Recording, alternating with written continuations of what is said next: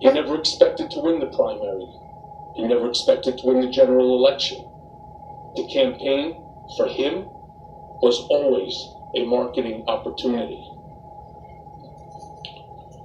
I knew early on in my work for Mr. Trump that he would direct me to lie to further his business interests. And I am ashamed to say that when it was for a real estate mogul in the private sector, lying for Mr. Trump was normalized and no one around him questioned it. In fairness, no one around him today questions it either.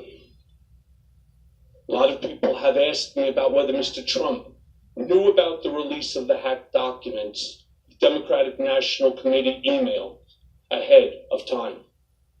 And the answer is yes. As I earlier stated, Mr. Trump knew from Roger Stone in advance about the WikiLeaks drop of emails. In July of 2016, days before the Democratic convention, I was in Mr. Trump's office when his secretary announced that Roger Stone was on the phone.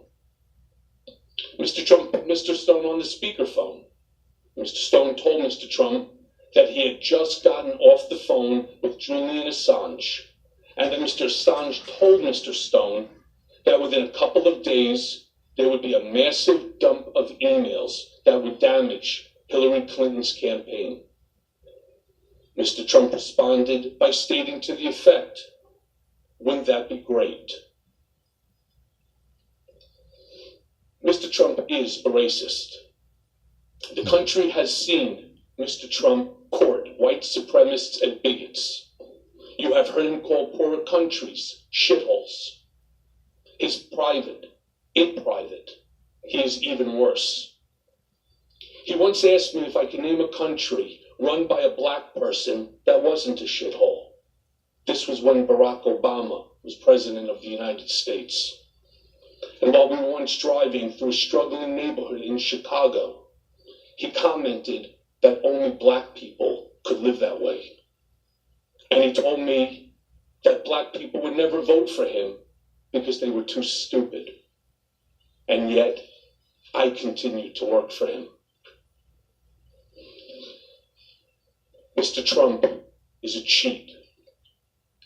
As previously stated, I am giving to the committee today 3 years of Mr. Trump's personal financial statements from 2011, 2012, and 2013, which he gave to Deutsche Bank to inquire about a loan to buy the Buffalo Bills and to Forbes.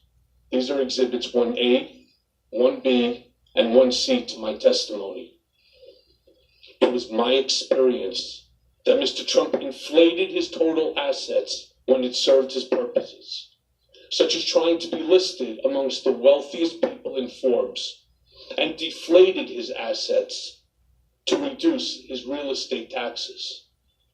I'm sharing with you 2 newspaper articles, side by side, that are examples of Mr. Trump inflating and deflating his assets, as I said, to suit his financial interests. These are exhibit 2 to my testimony. As I noted, I'm giving the committee today an article he wrote on and sent to me that reported on an auction of a portrait of Mr. Trump. This is exhibit 3A to my testimony. Mr. Trump directed me to find a straw bidder to purchase a portrait of him that was being auctioned